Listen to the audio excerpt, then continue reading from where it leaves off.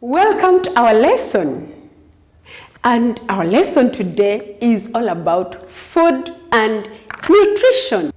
Nutrition is all about the process of taking in food into our bodies to perform different functions. I may take an example. You're there. You can see me moving my hands, my head. I can dance, I can move. But at one time, think about when you feel thirsty. What do? You feel like you want to take in a glass of water. That means your body is telling you, I need this.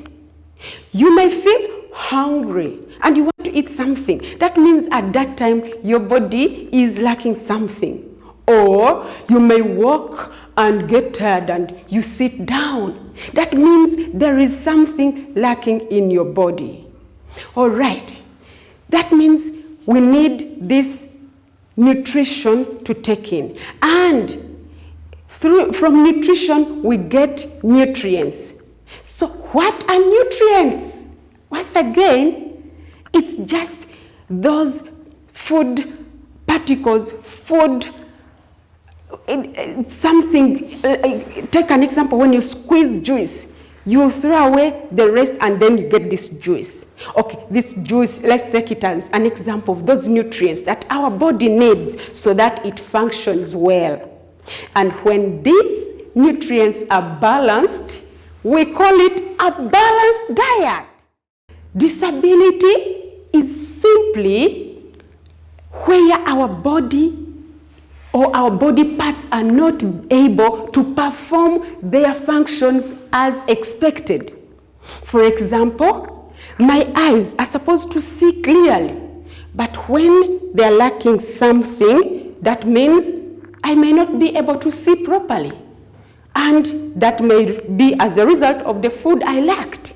And that will end up being visual disability. Let's talk about physical disability. How I move my body, but at one time I may lack one part of my body, or this body as a result of lack of some nutrients may not be able to write for me properly or hold something properly. That means I am lacking something. And we are looking about hearing impairment or disability. It means at one time I suffered from something due to lack of this food nutrient, and I may not be able to hear someone calling me or speaking to me. And another example of a disability is mental or intellectual disability. Parents out there, some of us have children who are not able to function well in class, but they may do other things well. But that may be intellectual disability as a result of lacking some of these food nutrients.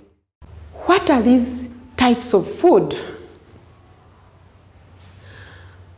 They include the following: carbohydrates, vitamins, fats, proteins, minerals, fiber, water, very important.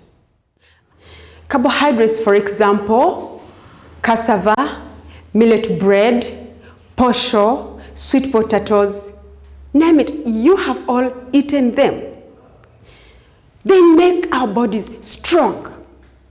Have you seen somebody carrying a sack of beans and is feeling strong? And you try, you feel like, oh, I can't. That means our bodies need carbohydrates. However, when our bodies lack carbohydrates, then we end up having a weak body, and we may be slow into cardiovascular abilities, or this may be like having heart problems. Food types rich in proteins include beans, meat, eggs, cheese, bread, sweet potatoes, name them. However, when our bodies lack proteins, when they are children, they will suffer from KWASHIORKOR. If you have ever seen a child suffering from kwashiorkor, or you have never, you will see this child with stunted growth. The child is eating, but the child is not growing. Or the hair loses its color, turns yellowish, the eyes are sunken, generally the body is weak, and this child will all the time be suffering from diarrhea, and the body is losing a lot of weight. And another case would be marasmus. So we need to eat proteins in order to maintain and build this body.